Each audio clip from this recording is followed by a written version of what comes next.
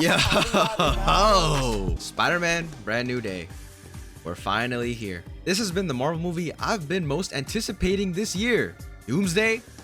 Man, get that crap out of here. I knew when I saw Destin Daniel Cren's name attached to the project that this would be a very quality experience. There are some things I don't fully buy into, but for the most part, this has really been a breath of fresh air. And you guys probably already know how this goes. We'll do the spoiler-free stuff right now, and then when we get to spoilers, I'll warn you guys. All right?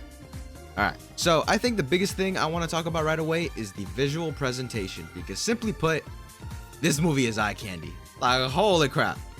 This is a real movie. I know saying that makes it sound like I'm dissing on the previous movies, but I'm not switching up, okay? Jon Watts is a good director. I know this movie is gonna give him a bunch of slander and people are gonna start talking about him like he took the house and the kids, but I do want to say that what he had going on was great for a high school setting. I think it's smart getting the guy that worked on a satire parody show to go work on a high school Spider-Man trilogy. The stuff Daniel Cran does here is merely a different visual stroke for Peter at a different phase of his life.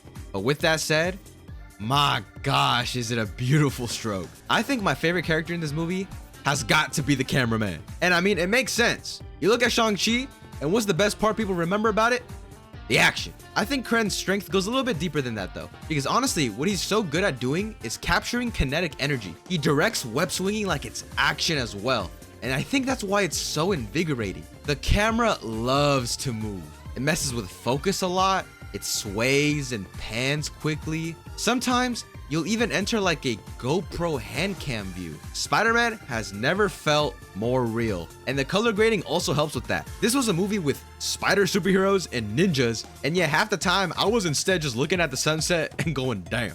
Earth low-key beautiful. I personally cite the first 10 minutes of this movie as quite possibly my favorite live-action Spider-Man movie intro. It really is such a breath of fresh air to have a long-running movie franchise that actually has stakes. We have been feeling the effects of Mysterio's victory for 7 years now with no signs of any retcons, and I honestly really appreciate that. I appreciate the symbolic meaning for the title as well. Sure, if you look at it literally, this is mostly about Peter dealing with the ramifications of his actions in the last few movies, but thematically, I like that the movie is about Peter opening up again. In many senses, it's like a new game plus run where you have all your previous knowledge, but you have to restart your journey from scratch. I like my Spider-Man movies to be low stakes and interconnected. I don't really think Spider-Man is best adapted into a movie format, but if you're gonna do it, this is how. We now have finally our second low stakes Spider-Man story out of 11 movies. The way familiar faces are incorporated into this world really screams like a long-running comic run where a new character comes in every 45 minutes to service the story, and then they slowly get phased out by a new person that comes in. Spider-Man, in my opinion, is usually at his best when he has other heroes and anti-heroes to bounce off of.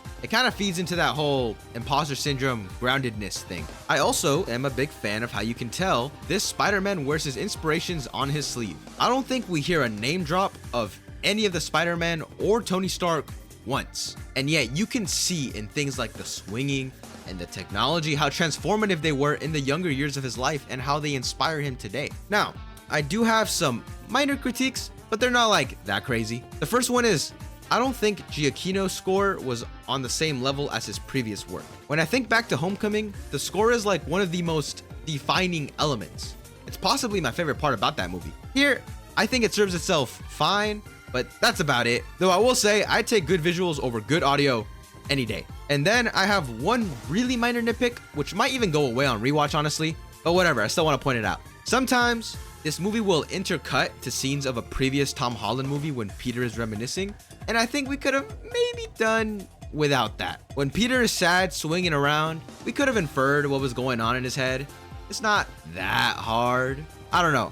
I might have liked a little bit more subtlety, but maybe that's gonna go away. And my final real complaint is that when it comes to the full story shown here, it didn't feel as complete of a package as opposed to the previous movies. It definitely feels like a narrative that's still unfolding and has yet to fully unravel. I especially feel this way because of what arc it seems Ned and MJ are going on. I enjoy this direction for their characters, but they're noticeably exempt from the third act. We aren't given a resolution or really anything for that matter. And that's why I feel like this movie is a companion piece to another future Spider-Man movie. I could get more specific, and I will, but to do that, we have to enter spoilers. Please look out if you want to avoid spoilers, alright? Proceed with caution.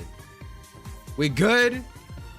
We good. So to touch back up on all the other heroes Spider-Man comes in contact with, I appreciated how things were remixed and moved around to fit this story for Peter. I especially am a big fan of the Punisher Spider-Man buddy cop dynamic. I was shocked to see that they even gave him some emotional scenes too. I thought they were witty and funny, and it really felt like they were really nice foils for each other. I don't know if his transition to PG-13 feels fully natural though.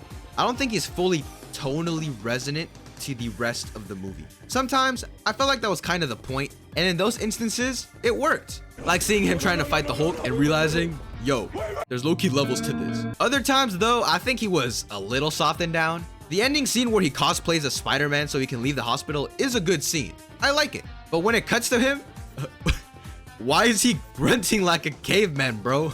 He's like going,